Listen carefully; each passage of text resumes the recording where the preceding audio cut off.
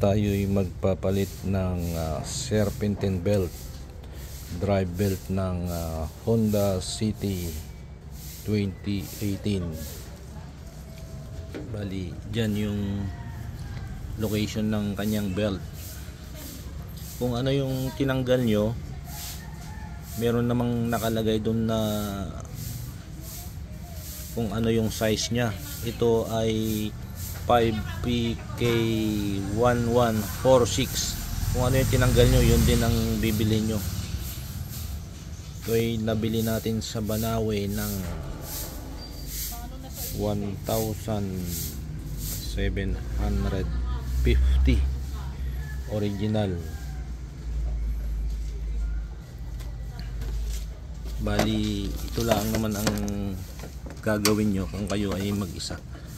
Ayun yung pinaka tensioner. Ito yung tensioner nya. Bali, gamitan nyo ng 17mm na spanner, tapos itaas nyo lang ganun. Yan. Actually, ito yung napalitan ko na. Ayan, taas nyo lang, madali lang naman tanggalin, para ibalik. Katapos, ibaba nyo lang din yung tensioner pagtapos na. Pagka wala kayong kasama, itali nyo lang. Itali nyo to.